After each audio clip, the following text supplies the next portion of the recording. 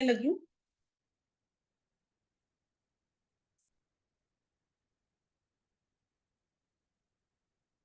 Good morning students. तो आज हम सेकेंड लेक्चर में है of principles of inheritance. First lecture में हमने पढ़ा था कि मेंडल कौन थे, उन्होंने क्या क्या जो है कॉन्ट्रीब्यूशंस दी, कैसे उनके काम की पहचान नहीं हुई, और जब उनके काम की पहचान हुई तो कैसे हुई, कौन कौन से साइंटिस्ट ने इसमें हेल्प किया।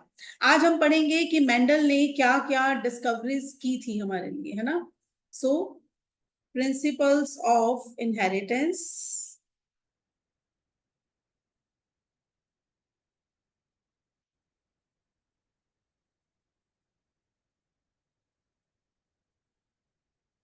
ये बेटा एनोनेशंस जो भी कर रहा है प्लीज स्टॉप इट।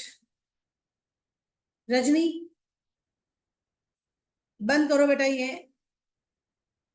इस पे कुछ भी जो है एनोनेशंस कुछ भी लिखना, इस पे please stop it.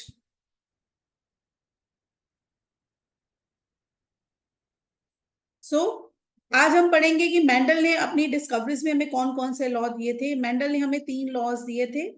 First is law of dominance,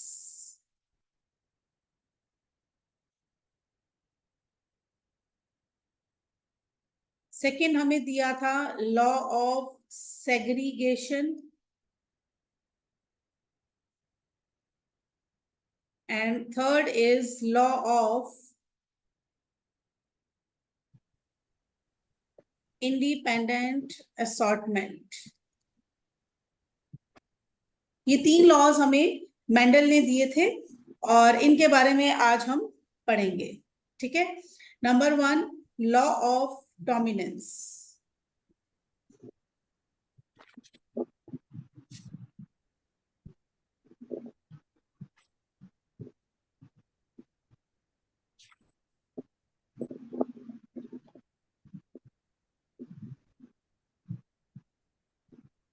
law of dominance क्या कहता है?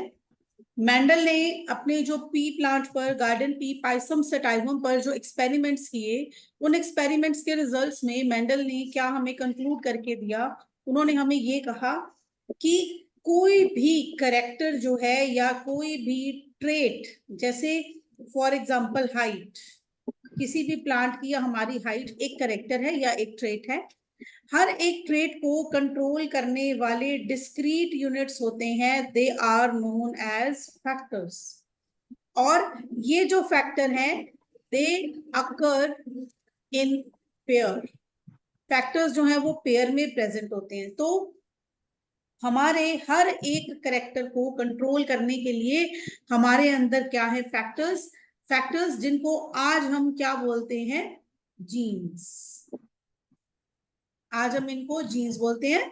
They are factors. मेंडल ने इनको नाम दिया था factors, and these factors occur in pair. ये पेयर की फॉर्म में जो है प्रेजेंट होते हैं। और इस पेयर में से जो एलील्स हैं, इसके फैक्टर की 2 फॉर्म्स होती हैं। हम कहें कि पेयर में होते हैं मींस इस फैक्टर की 2 फॉर्म्स होती हैं, और इन पेयर में से एक डोमिनेंट होता है और एक होता है रिसेसिव। तो किसी भी इंडिविजुअल में दोनों डोमिनेंट भी हो सकते हैं, फैक्टर्स की फॉर्म्स दोनों रिसेसिव भी हो सकती हैं, या एक डोमिनेंट और एक रिसेसिव, ऐसा भी हो सकता है। ठीक है। तो देखते हैं, अगर हम हाइट के ट्रेट को, मेंडल ने जो एक्सपेरिमेंट किया था वो पी प्लांट पे किया, और अगर हम वो ट्रेट लें हाइट का, तो मेंडल ने क्या किया था?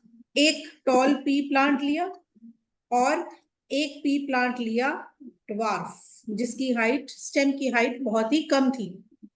तो टॉल को ड्वार्फ से जो है उन्होंने क्रॉस कराया। ये थे पेरेंट्स। इन पेरेंट्स से क्रॉस करा के जो पहली जनरेशन बनी। अब जेनेटिक्स की बेटा कुछ अलग से रूल्स हैं, अपने प्रिंसिपल्स हैं, अपने तरीके हैं, जिनमें से एक है कि हम हर एक चीज को क्रॉस बनाकर लिखते हैं कि ये पेरेंट्स हैं, इन पेरेंट्स के जो है बच्चे होंगे वो ये होंगे, और इनकी जो फर्स्ट जनरेशन है F1 से लिखते हैं filial, that is first filial, मतलब फर्स्ट जनरेशन जो बनी टॉल और ड्वार्फ को क्रॉस करा के। तो मेंडल ने क्या करा? एक टॉल पी प्लांट लिया, उसके पॉलन ग्रेन्स ले लिए, एक ड्वार्फ पी प्लांट ले लिया, और टॉल वाले पॉलन ग्रेन्स को ड्वार्फ वाले पी प्लांट के स्टिग्मा के ऊपर गिराया। जो हमने sexual reproduction in flowering plants में पढ़ा है, सेम वैसे ही सारा फर्टिलाइजेशन का प्रोसेस हुआ जो प्लांट्स के अंदर होता है, और हमारे पास सीड्स बने। फिर मेंडल ने उन सीड्स को ग्रो करा और क्या देखा कि जो भी वो सीड्स थे, ये टॉल और ड्वार्फ की जो कंबाइन करके वो सारे ही प्लांट जब ग्रो किए तो सारे ही प्लांट क्या बन गए? टॉल। ठीक है, अब पेरेंट्स क्या थे? एक टॉल, यानी कि एक की स्टेम की हाइट ज्यादा और एक की स्टेम की हाइट कम, लेकिन सारे ही F1 जनरेशन में क्या बन गए? टॉल। तो ये मेंडल को समझ नहीं आई बात कि ये कैसे हुआ कि पेरेंट्स में से एक टॉल और एक ड्वार्फ प्लांट है, लेकिन उसके सारे बच्चे जो है F1 जनरेशन के वो सब टॉल बने।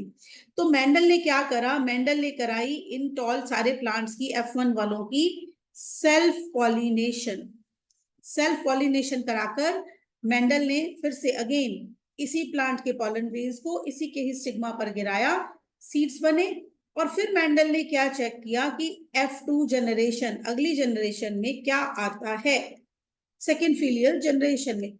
तो मेंडल ने क्या देखा कि इस जनरेशन में 3 प्लांट्स तो टॉल थे और एक प्लांट क्या था? ड्वार्फ। अब ये ड्वार्फ कहां से आ गया? ये जो चारों हैं ये F2 जनरेशन वाले, इनके पेरेंट्स कौन थे? दोनों ही टॉल, और एक बच्चा इनका जो बेबी प्लांट है वो क्या बन गया? ड्वार्फ। अब ये कैसे हुआ? ये अजीब सी बात होगी ना। तो जब F1 जनरेशन का रिजल्ट मेंडल ने देखा तो मेंडल को ऐसा लगा कि एक टॉल प्लांट और एक ड्वार्फ प्लांट को अगर क्रॉस कराएं तो दोनों में से किसी एक का करेक्टर ही अगली जनरेशन में जाता है, या मदर का जाएगा या फादर का जाएगा, दोनों का नहीं जाता। इसीलिए F1 के सारे ही प्लांट्स क्या बने? टॉल। लेकिन जब F2 जनरेशन ग्रो करी मेंडल ने तो उन्होंने क्या देखा? भाई यहाँ पर तो ड्वार्फ आ गए। तो ये ड्वार्फ कहां से आए? इसका आंसर में मेंडल ने क्या कहा कि इसका मतलब ये है कि जो F1 जनरेशन बनी थी इसका 50% कॉन्ट्रीब्यूशन एक पेरेंट ने दिया और 50% कॉन्ट्रीब्यूशन दूसरे पेरेंट ने दिया। दोनों के ही करेक्टर इसके अंदर थे, लेकिन एक का करेक्टर शो हुआ और मेंडल ने कहा कि दो जो ये है एलील्स हैं, इनमें से कोई एक ही अपना करेक्टर शो करता है और वो क्या कहलाता है? Dominant allele. और जो करेक्टर नहीं शो करता उसे हमने क्या नाम दिया, या मेंडल ने क्या नाम दिया? Recessive allele. ठीक है, तो एक डोमिनेंट और एक रिसेसिव होता है। दोनों अपने कैरेक्टर्स एक साथ शो नहीं करते हैं। एक शो करेगा वो डोमिनेंट कहलाएगा, जो शो नहीं करेगा वो रिसेसिव कहलाएगा। तो इसका मतलब 50-50% इस टॉल वाले प्लांट में मदर और फादर दोनों का कैरेक्टर था। क्योंकि ड्वार्फ रिसेसिव है, अपने आप को अकेला शो नहीं कर सकता, इसीलिए यहां पर हमें सारे प्लांट्स टॉल मिले, लेकिन उनके अंदर ड्वार्फ वाला कैरेक्टर ऑलरेडी प्रेजेंट था। इसीलिए तो F2 जनरेशन में एक ड्वार्फ पेरेंट हमें यहाँ, एक ड्वार्फ बच्चा जो हमें यहाँ पर मिला। अब इसको हम देखते हैं कि ये कैसे हुआ एलील्स की फॉर्म में। जो हमने टॉल पेरेंट लिया तो टॉल के एलील्स जो थे वो क्या थे हमारे पास? कैपिटल टी, और ड्वार्फ के एलील्स स्मॉल टी। अब ये जेनेटिक्स का रूल है कि डोमिनेंट को हम कैपिटल से लिखेंगे, जो भी ट्रेट है, जैसे टॉल है तो टॉल का कैपिटल टी, और ड्वार्फ है तो ड्वार्फ का स्मॉल डी नहीं यूज होगा, टॉल का ही स्मॉल वाला लेटर, यानी कि टी से शुरू होता है टॉल तो इसका स्मॉल वाला लेटर। अगर हम इसको डी लिखेंगे तो there will be a big confusion. तो इस कंफ्यूजन से बचने के लिए यहाँ पर हम एक ही अल्फाबेट का स्मॉल और कैपिटल यूज करेंगे।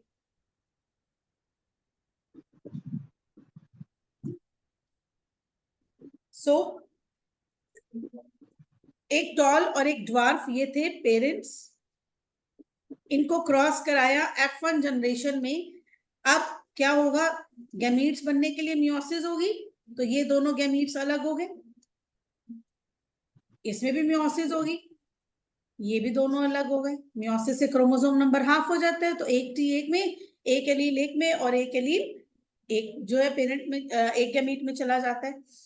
अब कॉम्बिनेशन देखो, अगर मान लो ये वाला गैमीट इस वाले गैमीट से मिले 50% मेल का 50% फीमेल का होना है, तो क्या एलील्स बनते हैं? Capital T small T.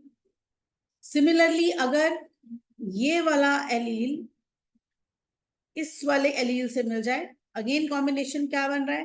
Capital T small T. ठीक है, अब ये वाला एलील लो, अगर ये कॉम्बिनेशन इसके साथ बनाता है तो भी क्या बन रहा है? Capital T small T. And last ये वाला एलील अगर इसके साथ कॉम्बिनेशन बनाता है तो भी कॉम्बिनेशन क्या बन रहा है? Capital T and small T. तो ये जो है इस तरह से जो हमारे पास रिजल्ट आया मेंडल के पास, F1 जनरेशन के सारे ही इंडिविजुअल्स क्या बन गए? Capital T and small T. अब मेंडल ने इनकी क्या कराई? Self pollination. इनकी क्या कराई? Self pollination. और सेल्फ पॉलिनेशन मतलब एक पेरेंट ये और दूसरा पेरेंट भी ये ही। ठीक है, अब इन दोनों का देखो कॉम्बिनेशन क्या बनता है? Capital T and small T.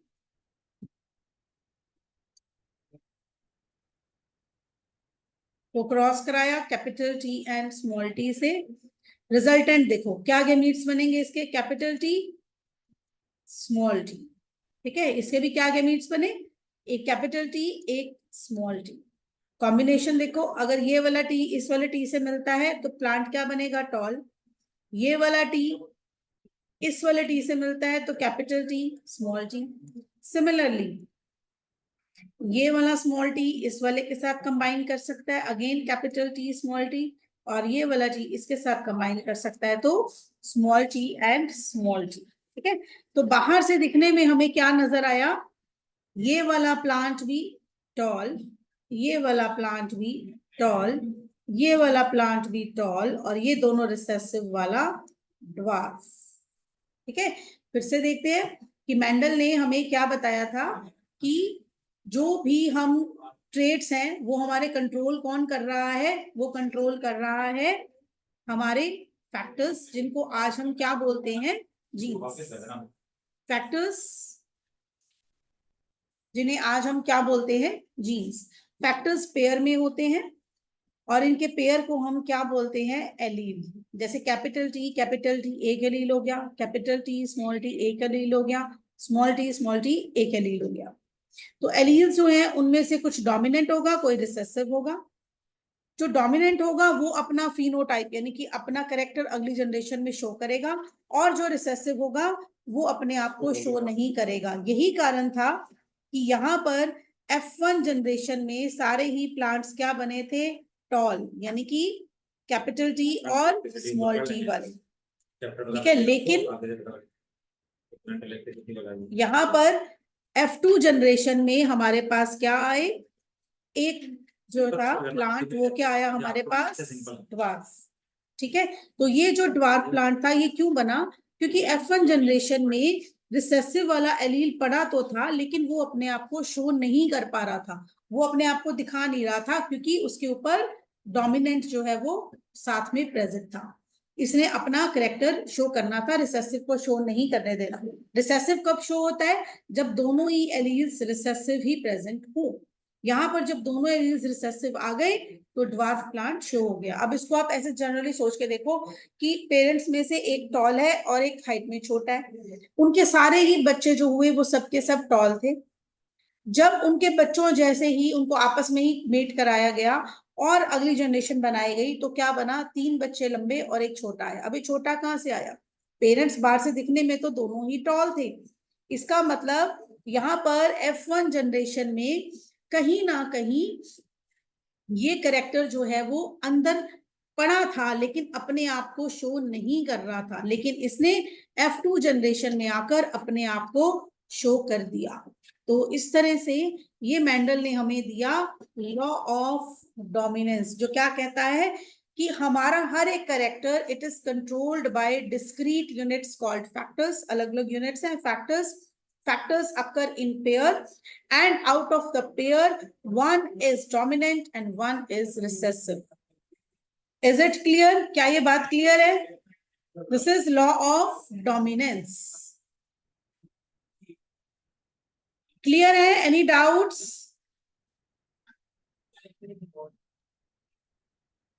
बेटा कोई डाउट या समझ आ गया लॉ ऑफ डोमिनेंस? तो आगे चले।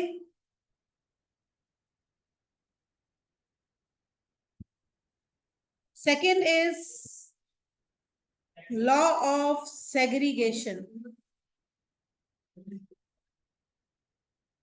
मेंडल ने अपने पी के एक्सपेरिमेंट्स जो 7 पेयर पे किए, 7 साल तक किए, उसमें उन्होंने हमें जो दूसरा लॉ बना के दिया वो क्या था? That was law of segregation. अब लॉ ऑफ सेग्रीगेशन क्या कहता है कि लॉ ऑफ सेग्रीगेशन का मतलब क्या होता है? सेग्रीगेट मींस सेपरेट होना। तो लॉ ऑफ सेग्रीगेशन का मतलब यहाँ पर क्या बनता है कि एलील्स जो हैं, एलील्स मतलब अगर किसी के अंदर कैपिटल टी है, कैपिटल टी है, या स्मॉल टी है, ये सारे इसके क्या है? एलील्स हैं। कैपिटल टी और small T R the alleles for the height. तो किसी भी करेक्टर के जो एलील्स हैं, they do not show any blending, separate रहते हैं, वो मिक्सिंग नहीं होती है उनकी। मिक्सिंग का मतलब कि अगर हम एक टॉल प्लांट को क्रॉस कराएं ड्वार्फ के साथ और सारे ही प्लांट्स बन जाएं मीडियम हाइट के, ना लंबे ना छोटे, तो क्या मतलब? टॉल और ड्वार्फ की क्या हो गई? मिक्सिंग। ना वो टॉल है ना प्लांट ड्वार्फ है, उन दोनों की मिक्सिंग हो गई, दैट मीन्स वो मीडियम हाइट के बने। लेकिन मेंडल ने क्या कहा कि ऐसा नहीं होता है, कि मैंने जितने भी पी प्लांट्स पे एक्सपेरिमेंट किया, मैंने क्या देखा कि टॉल और ड्वार्फ को मिलाकर प्लांट्स जो हैं या तो टॉल बनते हैं या ड्वार्फ बन सकते हैं, लेकिन मीडियम हाइट के नहीं हो सकते, क्योंकि देयर इज सेग्रीगेशन। सेग्रीगेशन मतलब जब कैपिटल टी स्मॉल टी के साथ मिलता है, तो ये गैमीट्स बनाने के टाइम पर ये सारे एलील सेग्रीगेट यानी कि सेपरेट हो जाते हैं। ये कैपिटल टी अलग, ये कैपिटल टी अलग, ये स्मॉल टी अलग, तो ये स्मॉल टी अलग हो जाता है। इसीलिए इन दोनों की आपस में कोई मिक्सिंग नहीं होती। There is no blending and this is law of segregation. इसे भी आप सेम यही क्रॉस बनाकर शो करेंगे। ठीक है, सेम यही क्रॉस बनेगा जो हमने अभी बनाया। मींस कैपिटल टी को क्रॉस कराया स्मॉल टी से, ये हो गए पेरेंट्स।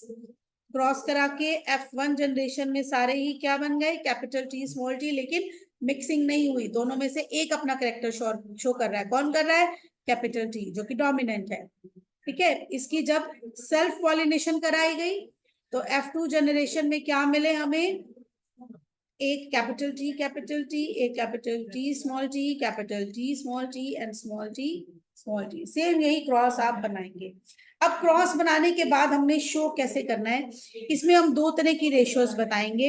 एक हम बताएंगे फिनोटिपिक रेशियो, और एक हम हर एक क्रॉस की बताएंगे जीनोटिपिक रेशियो। अब ये होती क्या है, बात करते हैं इसके बारे में। बेटा फिनोटाइप का मतलब होता है, phenotype means external character. Phenotype का क्या मतलब है? एक्सटर्नल कैरेक्टर, कि बाहर से दिखने में कैसे है। और जीनोटाइप का मतलब क्या होता है कि उसकी जेनेटिक कॉन्स्टिट्यूशन क्या है, अंदर जीन्स कौन कौन से हैं, कैसे हैं। अब ये देखो, जो ये F1 जनरेशन थी, यहाँ पे हमारे पास F1 जनरेशन थी, इसमें सारे ही प्लांट्स क्या थे? ऑल वर टॉल, सबके सब क्या थे? टॉल। ठीक है, और F2 जनरेशन में ये वाला प्लांट दिखने में हमें बाहर से कैसा दिखेगा? कैपिटल टी स्मॉल टी, तो अंदर से देखने की बात है। बाहर से दिखने में ये प्लांट भी टॉल, ये प्लांट भी हमें बाहर से दिखने में टॉल, ये भी टॉल, और ये वाला प्लांट हमें क्या नजर आ रहा है? ड्वार्फ।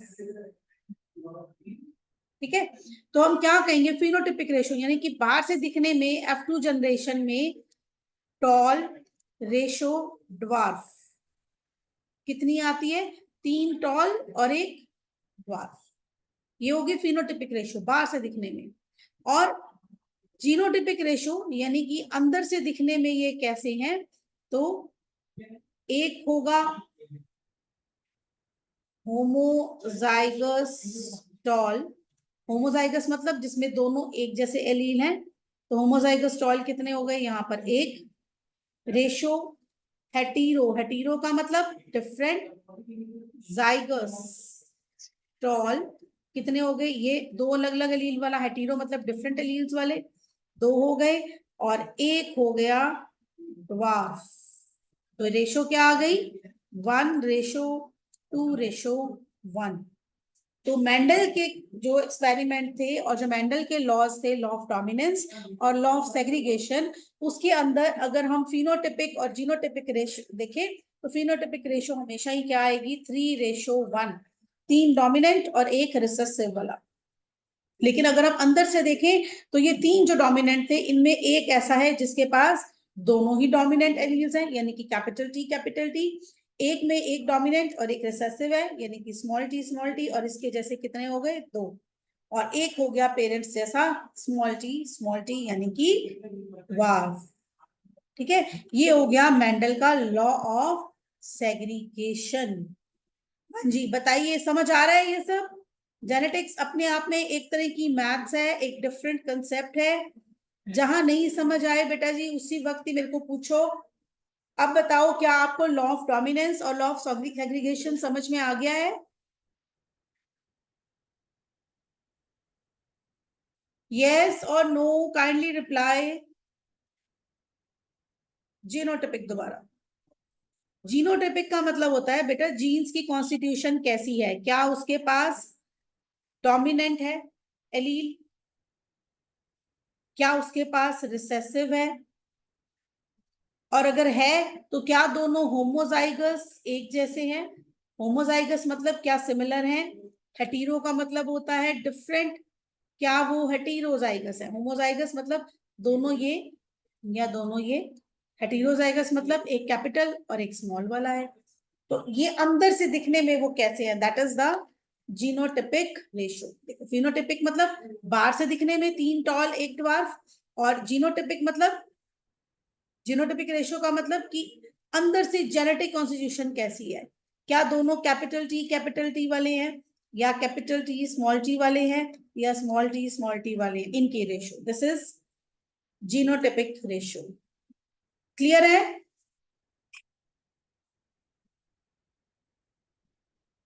चलिए,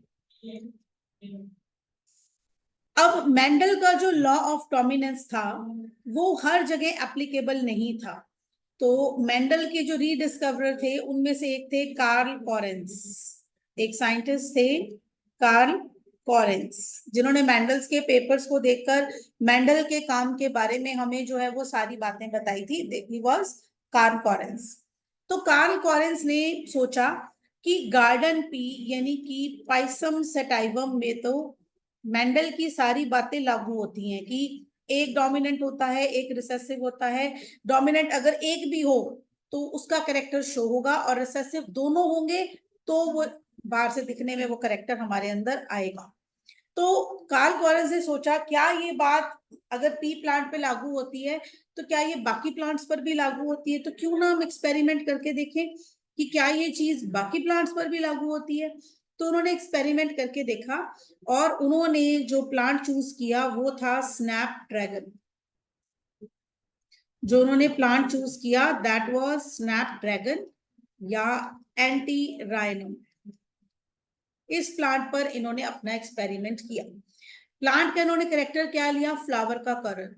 इन्होंने देखा कि स्नैप ड्रैगन में एक प्लांट जो है, इन्होंने लिया रेड कलर के फ्लावर वाला और उसको क्रॉस कराया व्हाइट कलर के फ्लावर वाला। अब इसमें रेड डोमिनेंट है एंड व्हाइट इज रिसेसिव। ये हो गए पेरेंट्स, इनको क्रॉस कराया। अब F1 जनरेशन में सारे ही इंडिविजुअल्स क्या बने?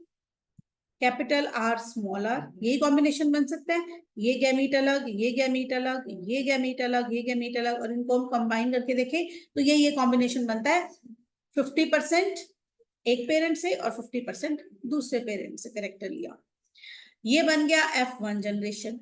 अब मेंडल के केस में जब हमने देखा था, जब कैपिटल टी स्मॉल टी आया था तो बाहर से दिखने में ये प्लांट क्या था? टॉल। इस हिसाब से बाहर से दिखने में ये फ्लावर क्या होना चाहिए? रेड। लेकिन यहां पर हो गई गड़बड़, ये रिजल्ट नहीं आया। बाहर से दिखने में ये फ्लावर रेड ना होकर क्या कलर का दिखा? पिंक कलर का दिखा। अब मेंडल कहता था कि जिसके पास एक भी डोमिनेंट है तो वो करेक्टर शो होगा। अब इसके पास एक डोमिनेंट है रेड कलर वाला, तो फ्लावर कलर F1 जनरेशन के सारे रेड होने चाहिए थे, लेकिन यहाँ पर रेड नहीं आया। यहाँ पर कौन सा कलर आया? पिंक कलर आया। तो जो लोग पेंटिंग करते हैं उनको थोड़ा सा आइडिया होगा कि अगर आपने पिंक कलर बनाना है तो आप रेड और व्हाइट को मिक्स करो तो उससे पिंक कलर बन जाता है। तो इसका मतलब यहाँ पर रेड और व्हाइट कलर की क्या हो गई? ब्लेंडिंग, मिक्सिंग हो गई। ऐसा क्यों हुआ? क्योंकि ना तो रेड पूरी तरह से डोमिनेंस शो करा, ना ही व्हाइट पूरी तरह से डोमिनेंस अपनी शो कर सका। डोमिनेंस मतलब कि चाहे मेरे साथ तू खड़ा है लेकिन मर्जी मेरी चलेगी। जैसे कैपिटल टी क्या कहता है कि चाहे स्मॉल टी तो मेरे साथ है लेकिन मैं प्लांट को ड्वार्फ नहीं बनने दूंगा, मैं टॉल ही बनाऊं। मैं टॉल हूं तो मैं टॉल ही बनाऊंगा, ये उसकी डोमिनेंस है। ऐसे ही यहाँ पर डोमिनेंस रेड को शो करनी चाहिए थी लेकिन नहीं हुई। इसके पीछे कारण जो है, कार्ल कॉरेंस ने क्या दिया? कार्ल कॉरेंस ने ये कहा कि ये करेक्टर जो है it is showing incomplete dominance. ये क्या शो कर रहा है? Incomplete dominance. इनकम्प्लीट मतलब ना तो पूरी तरह से रेड डोमिनेंट हो रहा है, ना पूरी तरह से व्हाइट डोमिनेंट हो रहा है। इसको आप ऐसे समझो कि दो लोगों की लड़ाई हो रही है और या किसी चीज के लिए लड़ाई हुई तो दोनों को आधी आधी बांट दिया, दोनों को बोल दिया आधा काम तू कर दे आधा काम तू कर दे, और दोनों की ही नहीं चली, ना तो रेड ना व्हाइट। जैसे अगर मेरे बच्चों की आपस में दोनों की लड़ाई हो जाए, एक कहे कि मुझे ये करना है, एक कहे कि नहीं ऐसे होना चाहिए, तो मेरा डिसीजन क्या होता है? ना तेरी चलेगी ना तेरी चलेगी, चलेगी मेरी। यही बात हुई स्नैपड्रैगन में। ना तो मैं रेड कलर के फ्लावर बनने दूंगा, ना मैं व्हाइट कलर के फ्लावर बनने दूंगा, मेरी चलेगी फ्लावर कलर ही पिंक हो जाएगा, बात ही खत्म, दोनों की लड़ाई खत्म। This is law of incomplete dominance. और लॉ ऑफ इनकम्प्लीट डोमिनेंस क्या है? It is an exception to law of dominance. Law of dominance की ये एक एक्सेप्शन है। मेंडल कहता था लॉ ऑफ डोमिनेंस सब पर लागू होता है, लेकिन यहाँ पर स्नैपड्रैगन पर ये लागू नहीं हुआ। तो कार्ल कॉरेंस ने ये कहा कि जरूरी नहीं है कि सभी पर ये चीज लागू हो, कुछ ना कुछ एक्सेप्शंस भी हैं। और वो एक्सेप्शंस क्या शो करती हैं हमें? Incomplete dominance.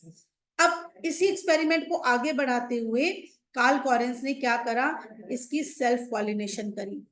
ठीक है, सेल्फ पॉलिनेशन करके इन्होंने रिजल्ट निकाला। अब बेटा जैसे हम कॉम्बिनेशंस बना रहे हैं ना, तो हमने क्रॉस कराया है यहाँ पर इसको, कैपिटल आर स्मॉल आर वाले प्लांट, और इसी के ही पॉलन ग्रेन्स को इसी के स्टिग्मा पर गिराया, तो दोनों ही क्या होंगे? कैपिटल आर स्मॉल आर होंगे। अब इनके जो गेमीट्स है बेटा, अगर हम ऐसे करके जैसे मैंने आपको बनाकर बताए, आर आर ऐसे अलग करके, है ना, फिर इस तरह से आप कंबाइन करके देखो तो इसमें आपके मिस्टेक होने के चांस बढ़ जाते हैं। इसीलिए एक साइंटिस्ट थे पुनेट, पुनेट ने हमें जो है ये पुनेट स्केयर बनाकर बताया, जिससे कि हमें ये सारा प्रोसेस जो है हमारे लिए इजी हो गया। तो आप ये दोनों के गेमीट्स, एक पेरेंट के गेमीट क्या है लास्ट पेज पे देखते हैं हम। एक पेरेंट के गेमीट क्या है? कैपिटल आर और स्मॉल आर, अंदर से ठीक है। और ये आपने एक पेरेंट के गेमीट यहाँ पर लिख दिए कैपिटल आर स्मॉल आर, और ये दूसरे पेरेंट के गेमीट सेम है कैपिटल आर स्मॉल आर। अब आप ये जो ब्लॉक है इसके दोनों तरफ जो लिखे हुए हैं इनके कंबाइन करते जाओ, आपका गेमीट्स का कॉम्बिनेशन कभी भी गलत नहीं बनेगा। तो capital R capital R, capital R small R, capital को हमेशा पहले लिखना है आपने, capital R small R, small R small R. तो अब देखें ये क्या बनते हैं। सबसे पहले देखो कैपिटल आर, ये प्लांट क्या हो गया? This is red in colour, इसका कलर क्या है?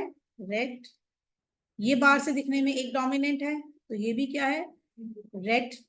ये बाहर से रेड, और ये क्या? व्हाइट। अब ऐसा मेंडल कहते थे कि ये होना चाहिए था, लेकिन यहाँ पर ऐसा नहीं हुआ। जिसके पास दोनों डोमिनेंट थे वो तो रेड बन गया, लेकिन जिसके पास एक डोमिनेंट एक रिसेसिव था, जिसको रेड बनना चाहिए था, अब वो रेड ना होकर वो क्या है? पिंक। और स्मॉल आर वाला व्हाइट। तो इस केस में जब हम फिनोटिपिक और जीनोटिपिक रेशो देखेंगे, सबसे पहले देखते हैं फिनोटिपिक रेशो क्या बनी। बाहर से दिखने में रेड कितने हैं, पिंक कितने हैं और व्हाइट कितने हैं। रेड कितने हुए, एक, पिंक कितने हुए, 1 and 1, 2, एंड व्हाइट कितने हुए, 1। अब आप ये देखो, मेंडल के केस में जब लॉ ऑफ डोमिनेंस हमने किया था, उस केस में हमारे पास रेशो क्या आई थी, जो डोमिनेंट वाला ट्रेट था वो 3 थे और रिसेसिव वाला 1। फिनोटिपिक रेशो क्या आई थी, 3:1। और यहां पर देखो, यहां पर फिनोटिपिक रेशो क्या आ रही है आपके पास, इट इज 1:1। और जीनोटिपिक रेशो सेम, वो भी यही रहेगी। ठीक है, एक जो है होमोजाइगस रेड कितने हैं, एक, हेटेरोजाइगस कितने हैं, 2, यानी कि पिंक कितने फ्लावर्स बने, 2, और व्हाइट कितना बना, 1। जीनोटाइप में भी यही सेम आया, 1:1। तो मेंडल की रेशो जो 3:1 थी, फिनोटिपिक रेशो, वो यहाँ पर गलत साबित हुई और यहाँ पर फिनोटिपिक रेशो भी क्या आ गई, 1:2:1। तो ये होगी exception to Mendel's law of dominance. ठीक है, ऐसे ही मेंडल की जो लॉ ऑफ डोमिनेंस था उसको गलत साबित करते हुए एक और लॉ सामने आया, that was law of codominance. Codominance मतलब कि जैसे दो ट्रेड्स हैं, होना क्या चाहिए था, मेंडल कहता था कि डोमिनेंस लॉ जो है वो यूनिवर्सल है, सब पर लगता है। तो एक टॉल बनेगा, एक जो है ये ड्वार्फ, अगर इसको क्रॉस कराओगे तो जिसके पास एक कैपिटल टी है वो हमेशा अपने आप को शो करेगा और ये क्या है, डोमिनेंट एलील है। लेकिन कोडोमिनेंस लॉ हमें क्या कहता है, ये लॉ कहता है कि नहीं, कभी कभी ऐसा भी होता है कि दो एलील्स दोनों अपना बराबर कंट्रीब्यूट करेंगे। जैसे क्लास में दो बच्चों के 100% नंबर आ गए, तो फर्स्ट किसको कहोगे, दोनों को ही फर्स्ट मान लो, तू भी फर्स्ट तू भी फर्स्ट, 50% तेरा मान लिया, 50% तेरा कॉन्ट्रीब्यूशन मान लिया। तो this is law of dominance. इसका एग्जांपल देखते हैं, फिर आपको समझ में आएगा अच्छे से। एग्जाम्पल को हम स्टडी करते हैं by taking example of human blood group. Human blood group का अगर हम एग्जांपल लें तो ह्यूमन बींग्स के अंदर ब्लड ग्रुप होता है, blood group A, blood group B, blood group O, और एक और ब्लड ग्रुप होता है दैट इज ए बी।